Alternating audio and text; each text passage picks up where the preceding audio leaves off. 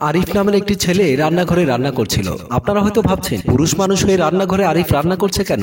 এর কারণ হচ্ছে আরিফের সুন্দরী বউ রেশমি। ছেলে মানুষ হয়ে রান্না করতে অনেক বেশি পরিশ্রম হচ্ছে আরিফের, তবু তার রান্না করতে হবে। তার কারণ হয়েছে তার স্ত্রীকে কথা দিয়েছে এখন থেকে বাড়ির সমস্ত কাজ আরিফ নিজেই করবে, তাই সে ইচ্ছে করলেও রান্না বান্না বাদ দিতে পারবে না। এমন সময় রেশমি এসে আরিফের পাশে দাঁড়িয়ে দেখতে লাগলো আরিফ কি করছে। আরিফ রেশমির দিকে তাকিয়ে রয়েছে। আরিফের চোখে পানি ছলছল করছে, এমন মনে হচ্ছে কষ্টে বেচারা কান্না করছে। রেশমি আরিফের দিকে তাকিয়ে বলতে লাগলো, আর যদি বেশি সময় আমি বাড়িতে থাকি তাহলে আমার সব সময় বাড়িতে থাকতে হবে।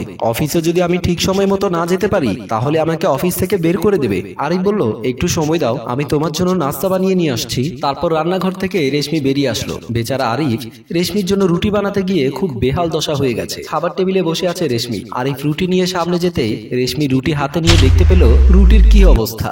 রেশমি একটু মুচকি হেসে বলল, এটা তুমি রুটি বানিয়েছো? আরিফ বলল, আমি পুরুষ মানুষ, আমি কি আর রুটি বানাতে পারি? যেমনটা বানিয়েছি খেয়ে নাও। রেশমি কোনো কথা বলছিল না, শুধু মনে মনে হেসে যাচ্ছিল। আরিফের অবস্থা দেখে রেশমির মোটেও ভালো লাগছে না। রেশমি কোনো রকম রুটি একটু খেয়ে অফিসে যাওয়ার জন্য বেরিয়ে গেল। আরিফ চেয়ারে বসে রুটি একটু ছিঁড়ে মুখে দিয়ে মুখ বাঁকা করে বলল, এ কি বানিয়েছি? আমি তো এই রুটি খেতেই পারছি না, যেমন লবণ দিয়েছি তেমন পুড়ে ফেলেছি, তবু আমার স্ত্রী আমাকে কোনো কথা বলেনি। চলুন আমরা কিছুদিন আগে ফিরে যাই। আরিফ ড্রয়িং রুমে বসে অফিসিয়াল কিছু কাজ করছিল।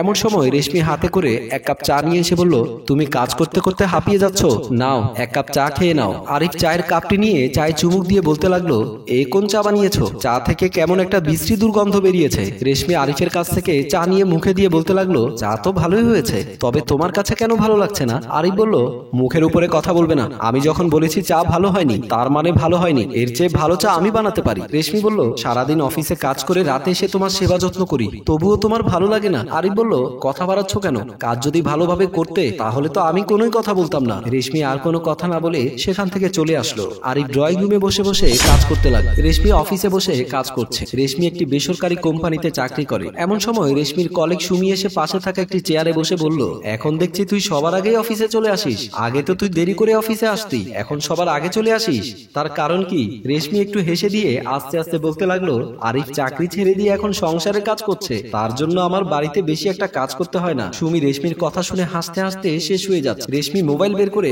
আরিফকে ফোন করলো। আরিফ তখন বিছানা গোছাচ্ছে। আরিফ ফোন রিসিভ করে বলতে লাগলো, কি জন্য ফোন করেছো? রেশমি বলল, ওয়াশরুমে আমার কিছু কাপড় চোপড় রয়েছে, সেগুলো তুমি ধুয়ে রাখবে। আরিফ বলল, কি বললে? আমি তোমার কাপড় চোপড় ধুয়ে রাখবো? রেশমি বলল, কেন পারবে না? আমি তো তোমার সব কাজ করে দিতাম, তোমার কাপড় চোপড় ধুতাম। আমি যখন তোমার সবকিছু করে দিয়েছি এখন তুমি আমার সবকিছু করে দেবে? এই কথা বলে মোবাইলের লাইন কেটে দিল। সুমি এবং রেশমি হাসতে শুরু করলো। আরিফ বলল, এখন আমার বইয়ের কাপড় আমায় ধুয়ে দিতে হবে? বেচারা আরিফ ভেবাচাকা খেয়ে গেল। কি করবে বুঝতে না পেরে ওয়াশরুমের ভেতরে চলে গেল কাপড় ধুতে। রাতের বেলায় রেশমি অফিস শেষ করে দরজার সামনে এসে কলিং বেল দিতে লাগলো। আরিফ তখন দরজা খুলে দিল। দরজা খুলে দেওয়ার পর রেশমি গিয়ে সোফার উপরে বসে পড়লো। আরিফ রেশমির কাছ থেকে ব্যাগটি নিতে যাবে, ঠিক তখনই রেশমি বলল, সারাদিন অনেক পরিশ্রম করেছি, আমার হাত পা গুলো একটু টিপে দাও। আরিফ বলল, আমি তোমার স্বামী হয়ে তোমার হাত পা টিপে দেবো? রেশমি বলল, সারাদিন অফিস করেছি, ক্লান্ত হয়ে গেছি, তুমি আমার হাত পা টিপে দিবে না? সারাদিন বাড়িতে বসে থেকে কি এমন কাজ করো? করো তো একটু রান্না বান্না, এতে করেই তুমি হাঁপিয়ে পড়ো, নাও পা টিপে দাও। আরিফের মনে পড়ে গেল কিছুদিন আগের কথা। সেদিন রাতে রেশমি বিছানার উপরে শুয়ে রয়েছে, আরিফ বসে রয়েছে। রেশমির দু চোখে অনেক ঘুম ছিল। আরিফ রেশমিকে বলল, আমার হাত এবং পা টিপে দাও। রেশমি বলল, সারাদিন অনেক কাজ করেছি, আমার ঘুম পেয়েছে, আমাকে একটু ঘুমাতে দাও। আরিফ বলল, কি এমন কাজ করো? বাড়িতে একটু রান্না বান্না করা ছাড়া, ঘর গোছানো ছাড়া তোমার তো আর কোনো কাজ নেই, এই কাজগুলো করতে তুমি হাঁপিয়ে যাও? নাও আমি যা বলি তুমি তাই করো, আমার হাত পা তুমি টিপে দাও। রেশমি আর কিছু করার ছিল না, চোখে ঘুম থাকা সত্ত্বেও আরিফের হাত পা টিপে দিতে হয়েছে। সোফার উপরে বসে রেশমি পা টিপতে লাগলো। স্বামী হয়ে স্ত্রী পা টিপে দিচ্ছে। রেশমি মনে মনে অনেক খুশি হচ্ছে, কিন্তু তার স্বামীর জন্য তার মায়া হচ্ছে। রান্নাঘরে এসে কি করবে বুঝতে পারছে না। চা বানাতে গিয়ে দাঁড়িয়ে দাঁড়িয়ে ঘুম পাড়তে লাগলো। এমন সময় রান্নাঘরের সামনে আসলো রেশমি। রেশমি এইসব দেখে কি করবে বুঝতে পারছে না। আরিফের কাছে গিয়ে বলতে লাগলো, যাও, এখন চা খেতে ইচ্ছে করছে না, ঘুমিয়ে পড়ো। আরিফ বলল, সারাদিন তুমি অনেক কাজ করেছো, আমি তোমাকে চা বানিয়ে দিই। রেশমি হাতে করে 2 কাপ চা বানিয়ে নিয়ে বেডরুমের দিকে চলে আসলো। এসে দেখতে পেল আরিফ বিছানার উপরে শুয়ে রয়েছে। রেশমি বলল, শুয়ে রইলে কেন? আরিফ তখন বিছানা থেকে উঠে পড়তে যাবে, যাবে, কিন্তু আরিফের শরীরে এতটাই জ্বর ছিল আরিফ উঠতে পারছে না। রেশমি বিছানার পাশে বসে আরিফের গায়ে হাত দিয়ে দেখতে পেল আরিফের শরীর জ্বরে পুড়ে যাচ্ছে। রেশমি বলল, তোমার শরীর দেখছি জ্বরে পুড়ে যাচ্ছে, চলো এখনই আমি তোমাকে ডাক্তারের কাছে নিয়ে যাচ্ছি। আরিফ বলল, সমস্যা নেই, আস্তে আস্তে ঠিক হয়ে যাবে, সারাদিন তুমি বাহিরে অনেক কাজ করেছো, এবার তুমি শুয়ে পড়ো। রেশমি একটা হাসি দিয়ে বলল, আমাকে তুমি কি ভেবেছো আমি এতটাই খারাপ? আমি তোমার সুখে দুঃখে পাশে থাকবো না? আমি শুধু তোমাকে বুঝাতে চেয়েছিলাম ছেলেদের কাজ বাহিরে আর মেয়েদের কাজ ঘরে। একটা সংসারের জন্য ছেলে যতটা পরিশ্রম করে একটা মেয়ে ঠিক ততটাই পরিশ্রম করে।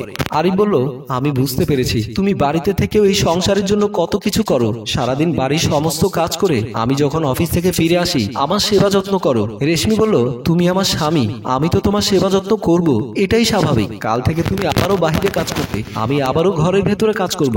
আরিফ বলল, আজকের পর থেকে আমি তোমার সাথে কখনোই রাগারাগি করব না, তুমি তোমার কাজ করবে আর আমি আমার কাজ করব। তারপর দুজনে একটা মুচকে হাসি মেরে দিল। সম্মানিত ভিউয়ার্স, একটা সংসার করতে গেলে একজন আরেকজনকে সাহায্য করতে হয়। একটা সংসারের পেছনে একটা মেয়ের অনেক আবদার রয়েছে।